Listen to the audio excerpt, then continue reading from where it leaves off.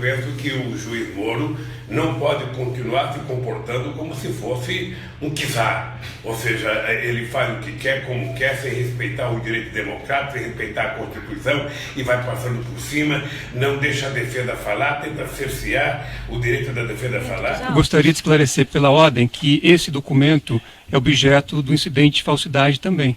Certo. A pergunta é se o senhor se recorda dessa Certo, reunião. mas é que me parece... Se teria havido essa reunião e se foi tratado esse assunto. É que a defesa gostaria só de ter a palavra. Intervém toda hora no interrogatório novamente. Tudo bem, mas tudo bem, só que a lei me dá esse direito de formular a questão de ordem. Estou levando ao juízo a questão de que este documento é objeto de incidente de falsidade que ainda não foi processado. Perfeito, mas isso impede de ser feita pergunta sobre ele ao seu cliente? Isso impede, sim, impede por uma simples questão, porque há inclusive informações que foram juntadas aos autos a respeito disso. O doutor já colocou o seu ponto, agora sim. Sim, mas se Vossa Excelência puder... Não, eu já ouvi o senhor, o doutor já falou. Eu não terminei meu raciocínio, É que Vossa Excelência quer cortar a defesa. O senhor ex-presidente... O incidente não impede as perguntas, e a pergunta se recorda de uma reunião em que houve esse tema, só isso. Tem medo que o seu cliente tenha que responder? Não, medo não tenho, medo nenhum. Vossa Excelência não respeita a defesa. Vossa Excelência não respeita a defesa. Mas está mais uma vez claro que Vossa Excelência não respeita a defesa. Vossa Excelência não respeita a defesa. Então, se Vossa Excelência seguir a lei e processar o incidente de falsidade, a defesa agradece. Agora, se a lei é diferente, então a defesa vai não só lamentar, como tomar as providências legais. A sua questão está indeferida, doutor. O doutor está errado, o incidente está sendo como já disse aqui o ex-presidente, cada pessoa responde por sua conduta. Então, se na época o Procurador-Geral da República fez uma investigação e não apurou nada em relação ao ex-presidente, porque ele não tinha praticado nenhum crime, então não cabe aqui voltarmos a esse assunto. Esse assunto já está transitado e julgado por uma decisão do Supremo Tribunal Federal. Não cabe aqui discutir isso. Então, é só para justificar Vossa Excelência. O cansativo são as perguntas de Vossa Excelência. As perguntas de Vossa Excelência fora do processo é que são cansativas. Se eu digo que é importante para a formação da convicção, me parece que eu que vou julgar, eu devo saber. Se Vossa Excelência vai levar em consideração fatores externos ao que está na denúncia, relativos a outros temas, aí isso vai ser objeto de impugnação num momento específico. Agora, eu peço a Vossa Excelência... Podemos continuar ouvindo o seu cliente? Peço a Vossa Excelência que haja, né, de acordo com a Constituição e a lei e julgue segundo aquilo que está na denúncia, e não em fatos que não dizem respeito à ação, e mais, fatos que já foram objeto de apuração e julgamento pelo Supremo Tribunal Federal. Perfeito, então vamos prosseguir aqui.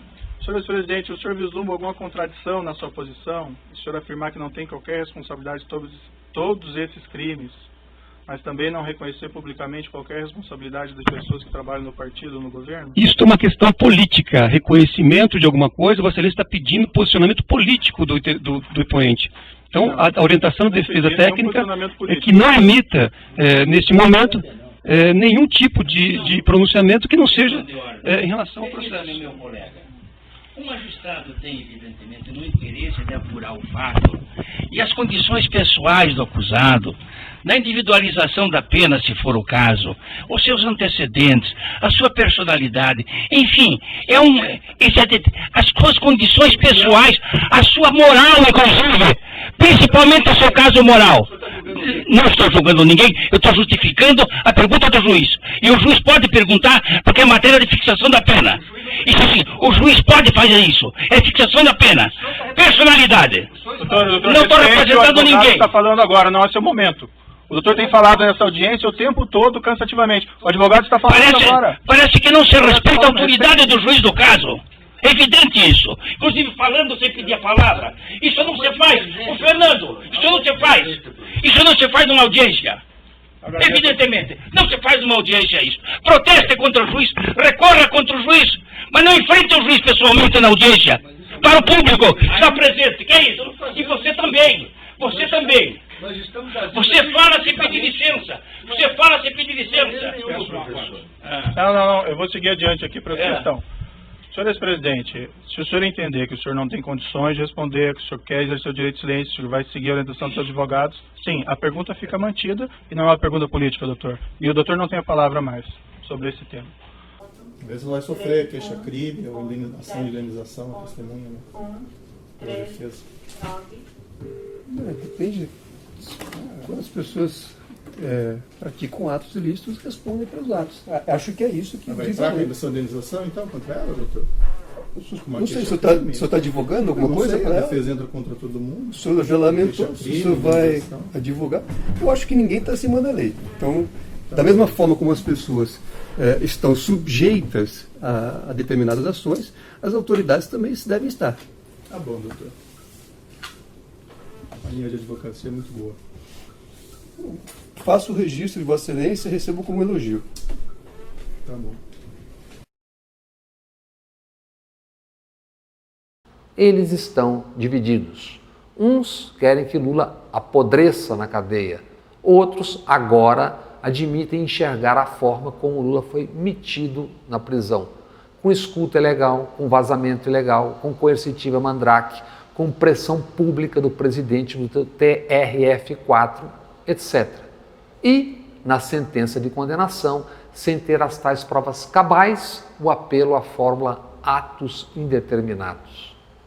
Foi isso o que descreveu o ex-primeiro-ministro de Portugal, José Sócrates. As pessoas que têm alguma esperança, alguma fé nas tradições iluministas, na democracia e na construção de uma sociedade efetivamente preocupada com a prevalência dos direitos humanos da Constituição, qualquer pessoa que tenha essas preocupações deve estar neste momento profundamente impactada quando essas revelações estão aí demonstrando que um juiz de direito que deveria ser imparcial, que deveria zelar pela igualdade entre as provas, que deveria, enfim, buscar a verdade ética no processo sem comprometimento da sua imparcialidade, o juiz faz exatamente o contrário neste momento. A seguir é possível ver alguns cortes da primeira oitiva de Lula em Curitiba. Ele talvez seja a pessoa menos escutada dentro deste processo. Claro, a mídia faz questão de ignorá-lo, porque é parte do processo de perseguição. Então, vejam as fragilidades e contradições que Lula apresenta dentro do processo da Lava Jato. E a força-tarefa da Lava Jato aqui em Brasília está tratando de forma a destruir o Ministério Público, contando inverdades. Eles inventaram que o triplex era meu, porque o Globo disse e não é, e o senhor sabe disso. Eles agora inventaram que o apartamento é meu e não é, e ele sabe disso. Como inventaram a história do sítio, que é meu e não é. Ou seja, 3 denúncias do Ministério Público por ilação. Porque eles têm a ideia de tentar transformar o Lula no PowerPoint deles. O que me deixa pasmo, doutor Moro, é que eu estou sendo acusado do segundo prédio que eu não requeri, que não é meu, que eu não aceitei, portanto eu não podia aceitar uma coisa que não era minha, sabe? Como se fosse meu. A Odebrecht não tinha que pedir a opinião do Lula para fazer doação, porque o Lula não é diretor do Instituto Lula. Se ela fez alguma doação, essa doação está contabilizada no Instituto. Todas as ações que vocês fizeram, com o mesmo respeito, protestando sempre, sabe, criticando sempre, dizendo que é ilegítimo o que vocês estão fazendo, de que as denúncias não procedem, sabe, de que quase todas as denúncias foi motivo da imprensa aprisionar vocês, a imprensa aprisionar o grupo da Lava Jato, sabe? E eu acho que vocês estão refém de uma coisa grave para o Poder Judiciário brasileiro. Todos sabiam que era proibido falar em qualquer coisa de Instituto Lula ou de Instituto de Memorial enquanto eu estivesse exercendo o cargo de presidente da República. Eu vi o Palocci mentir aqui essa semana, mas eu quero antecipar. Ninguém no meu governo, nem muito menos na minha casa, discutia comigo qualquer coisa de Instituto, porque eu dei uma ordem.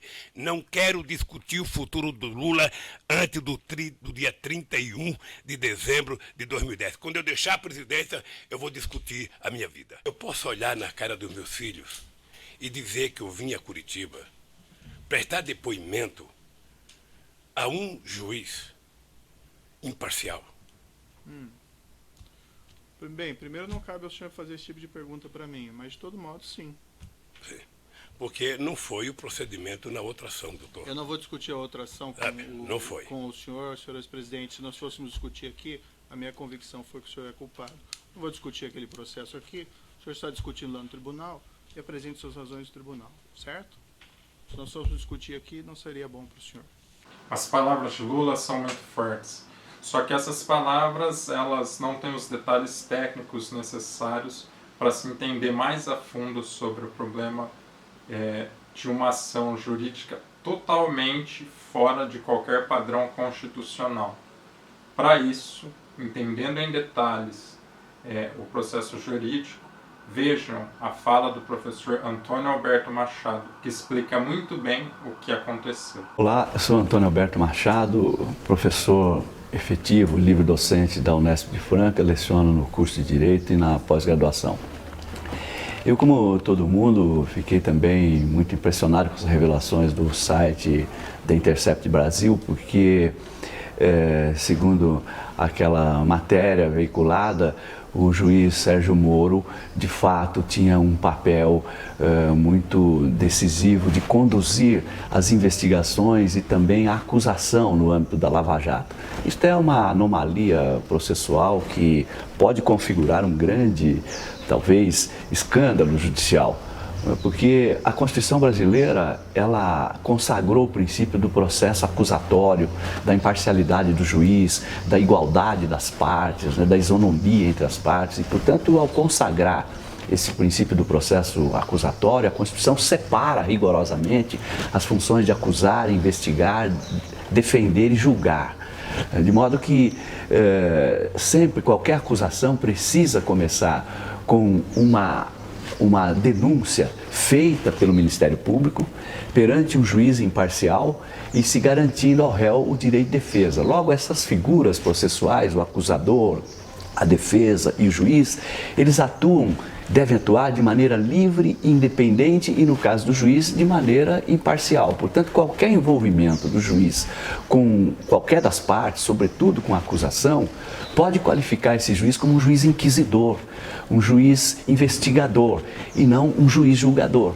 Isto aniquila, atinge vários princípios constitucionais. Um deles, como eu já disse, é o princípio do processo acusatório, que supõe essa rigorosa separação das funções de acusar, defender e julgar. O outro é a imparcialidade do juiz, o outro é a isonomia das partes. E, por fim, ao aniquilar esses princípios todos, se está aniquilando a cláusula histórica do devido processo legal. E o devido processo legal, de tipo acusatório, que supõe essas separações de funções, ele é o processo das sociedades modernas, democráticas e civilizadas. O contrário do processo acusatório e do devido processo legal é o processo inquisitorial, o processo inquisitivo, que teve lugar apenas naquela que nós chamamos de a Idade das Trevas, ou seja, na época medieval. Portanto, um processo em que você não tem juiz imparcial e tem o juiz colaborando e às vezes até dirigindo e às vezes até determinando os limites da acusação, a produção de prova para a acusação, a investigação, quando você tem essa promiscuidade do juiz que deveria ser imparcial com a acusação, neste momento você está qualificando este juiz como um juiz inquisidor. E isto representa, evidentemente, um retrocesso para o modelo de justiça inquisitorial da Idade Média. A cada nova revelação, as manobras políticas da Lava Jato ficam mais evidentes. Dessa vez, a Folha de São Paulo teve acesso a mensagens que mostram que Sérgio Moro manipulou a justiça com o apoio da Globo para impedir que Lula assumisse o Ministério da Casa Civil em 2016. Boa noite. Boa noite. A crise do governo Dilma Rousseff atinge o ponto mais alto. Luiz Inácio Lula da Silva é nomeado ministro-chefe da Casa Civil. Ele sai do alcance de Sérgio Moro, o juiz federal do Paraná responsável pela Lava Jato. E passa a ter o chamado foro privilegiado no Supremo Tribunal Federal. As novas revelações trazidas pela Folha de São Paulo mostram que Sérgio Moro sabia e escondeu do STF que Lula relutava em assumir o cargo. E só o fez com a condição de ter independência para mudar os rumos da economia e tirar o Brasil da crise. Além da conversa com Dilma Rousseff, a polícia gravou mais 22 telefonemas de Lula, mas Moro não anexou nenhum deles ao processo. Os grampos têm indícios fortes de que o objetivo da ida de Lula para o ministério foi mesmo tirá-lo do alcance do juiz Moro. E indicam que o ex-presidente tentou influenciar várias autoridades para se proteger. Sem o acesso completo às provas, Gilmar Mendes foi induzido a suspender a nomeação do ex-presidente, convicto do desvio de finalidade. Após a publicação da reportagem, o ministro do STF afirmou que para fazer um julgamento justo, seria preciso ter todas as informações disponíveis e analisá-las em seu devido contexto. E que é muito estranho que somente um pedaço do fato, e não sua inteireza, tenha sido divulgado à época. A matéria da Folha revela ainda que os promotores discutiram em chats privados as ilegalidades cometidas pelo juiz Sérgio Moro, mas o chefe da Força-Tarefa da Lava Jato, Deltan Dallagnol, preferiu agir politicamente. Abre aspas. Andrei, no mundo jurídico concordo com você, é relevante, mas a questão jurídica é filigrana dentro do contexto maior, que é político.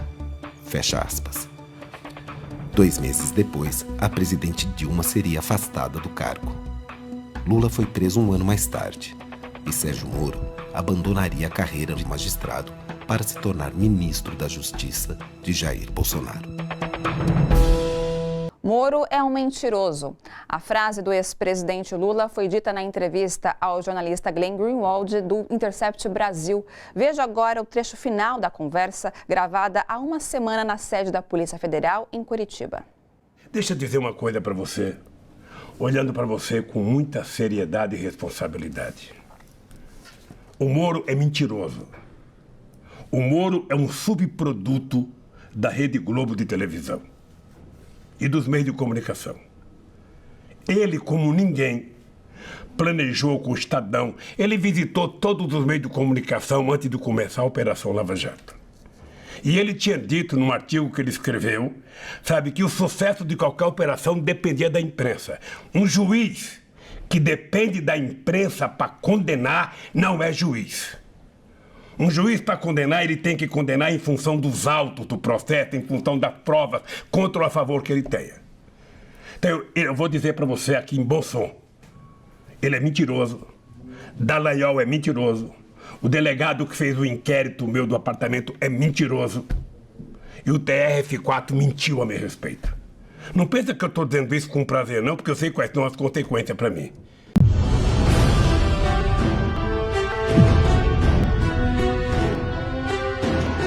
O presidente Luiz Inácio Lula da Silva, então condenado por corrupção, preso, e foi possível rever essa ordem de prisão ilegal, preso, e foi possível rever essa ordem de prisão ilegal, preso, e foi possível rever essa ordem de prisão ilegal.